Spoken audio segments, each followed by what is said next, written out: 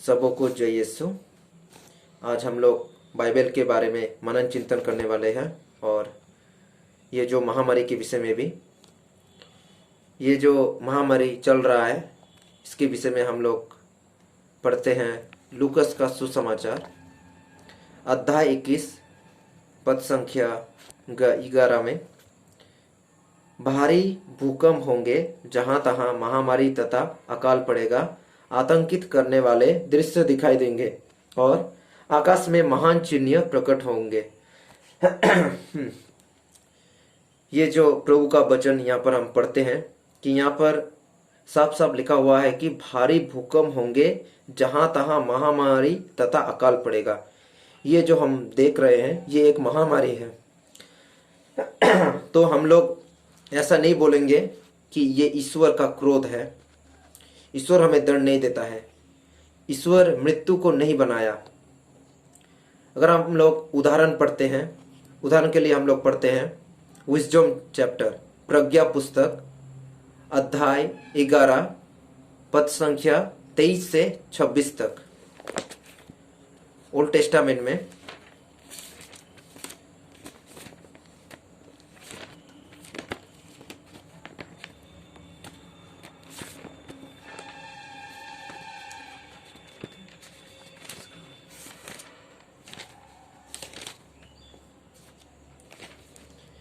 Chapter 11 verse 23 to 26 हम लोग सुनेंगे अच्छे से।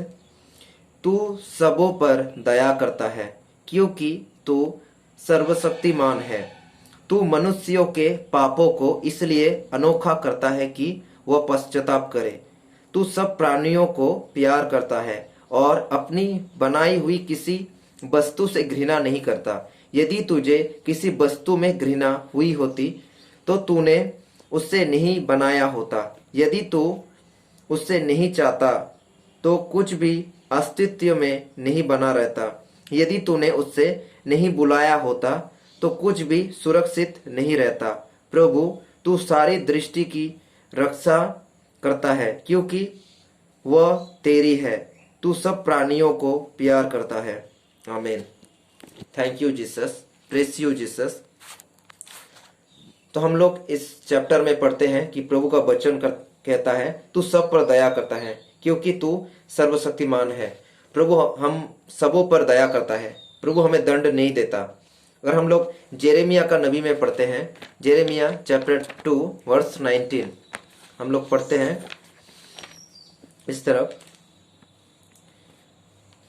तुम्हारी दुष्टता तुमको दंड देती है, तुम्हारा विश्वासघात तुमको मारता है। इस पर विचार करो और जान लो कि अपने प्रभु ईश्वर का परित्याग करना और मुझ पर श्रद्धा नहीं रखना तुम्हारे लिए कितना दुख और कटु है। ये सर्वशक्तिमान प्रभु ईश्वर का वाणी है। आमीन। Hallelujah. Thank you Jesus, praise you Jesus. तो हम लोग पढ़ते हैं कि अगर हम लोग बुरे कर्म करते हैं तो उस बुरे कर्म के द्वारा हमारे जीवन में बुराई प्रवेश करता है। हम लोग बहुत सारे समय में जब संकट आता है, हम लोग इस जीव के द्वारा अपने बातों से ईश्वर को हम लोग दुख देते हैं और खराब अश्लील बातें करते हैं। तो ईश्वर मृत्यु को नहीं बनाया। ये जो हम लोग देख रहे हैं महामारी, इसके पहले भी अगर आप लोग पुराने विधान में पढ़ते हैं तो उस समय भी अकाल आया था, महामारी आया था। हम लोग पढ़ेंगे पुराने नियम में, गणना पुस्तक में पढ़ते हैं चैप्टर 17 11 से 15 तक। Hallelujah. Thank you Jesus, praise you Jesus.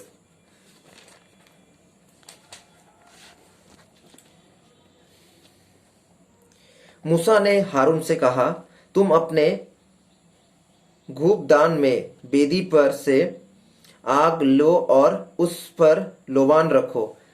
उसे तुरंत समुदाय के पास ले जाओ और उनके लिए प्रायश्चित विधि संपन्न करो, क्योंकि प्रभु का क्रोध भड़क उठा और महामारी प्रारंभ हो चुका है।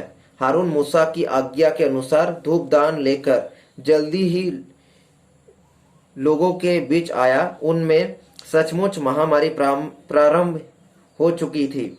उसने धूप चढ़ाकर लोगों के लिए प्रायश्चित किया। वह मृतकों और जीवितों को के बीच खड़ा रहा और महामारी रुक गई।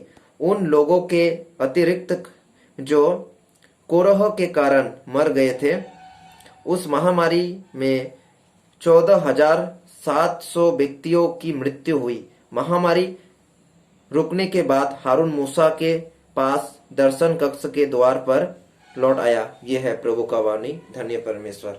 तो हम लोग ग्रंथ में पढ़ते हैं कि हारून ने मूसा की आज्ञा के अनुसार धूप दान लेकर जल्दी ही लोगों के बीच आया।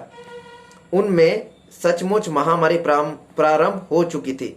मतलब ये महामारी जो है पहले से शुरू हो गया था, तो इसको रोकने के लिए बलि चढ़ाया गया और इसके वजह से क्या हुआ, वो जो महामारी है बंद हो गया है। अगर हम लोग अभी इस तरफ या अभी फिलहाल हम लोग देख रहे हैं कि इस महामारी को रोकने का एक उपाय क्या है।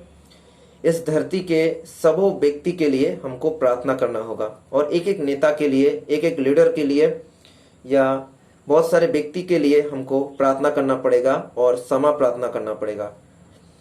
ईश्वर ने अनुग्रह बरसा रहा है स्वर्ग से, लेकिन हम लोग उसको रिसीव नहीं कर रहे हैं या ग्रहण नहीं कर रहे हैं। इसके वजह से क्या हो रहा है, आदमी मरते जा रहा है और कोई सुकून नहीं फील कर रहा है। हम पढ़ेंगे 2 सामुएल में चैप्टर 24 वर्स 15 में हम लोग पढ़ते हैं। 2 सामुएल चैप्टर 24 वर्स 15 में प्रभु का वचन कहता है,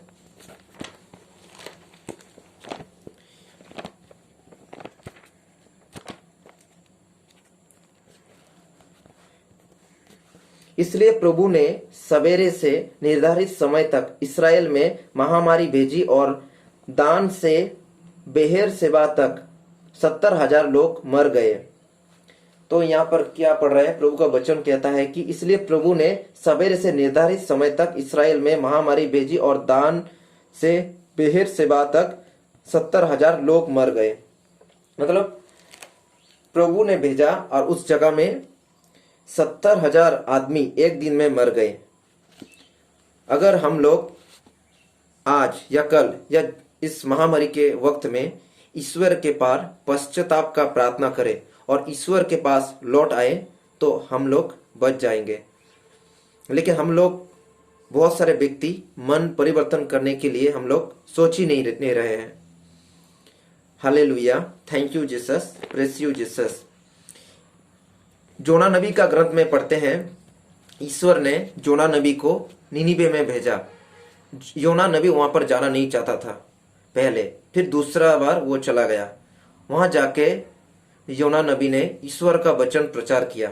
आपको पता ही होगा कि योना नबी ने उस निनिवे जगह में जाकर यीशु का वचन प्रचार किया, पश्चाताप किया और अनुग्रह को और वरदान को उसने हासिल कर लिया निनिवे के लोगों ने। और इसके बाद क्या हुआ, कोई महामारी या कोई अकाल या कोई संकट वहां पर दिखाई नहीं दिया। तो हम लोग सोचेंगे कि इस समय अगर ईश्वर के पास हम लोग पश्चाताप के साथ प्रार्थना करें और धरती के सब मनुष्यों के लिए अगर हम लोग प्रार्थना करें पश्चाताप के लिए और मध्यस्थता प्रार्थना करें तो ये हम रोक सकते हैं। हम एजेकियल का ग्रंथ में पढ़ते हैं। एजेकियल का ग्रंथ अध्याय 22 पद संख्या 30 में हम लोग पढ़ते हैं। एजेकियल 22 वर्स 30 में प्रभु का वचन कहता है,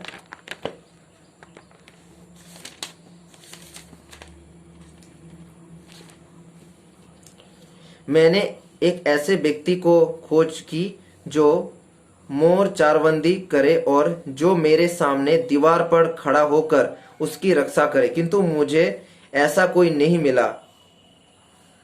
इसलिए मैंने उन पर क्रोध बरसाया है और अपनी कोम्पानित में उन्हें भस्म कर दिया है। मैंने उनके आचरण का बदला उनके सिर चुकाया है।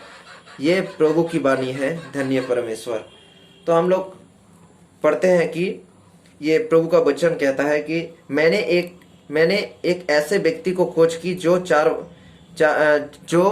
मोर चारबंदी करे और जो मेरे सामने दीवार पर खड़ा होकर उसकी रक्षा करे। इसका मतलब क्या है? प्रभु यहाँ पर जो बोलना चाहता है, एक मध्यस्थता प्रार्थना विषय में बोलना चाहता है। अगर हम लोग मध्यस्थता प्रार्थना करें तो हम एक गांव को, एक शहर को या एक देश को बचा सकते हैं।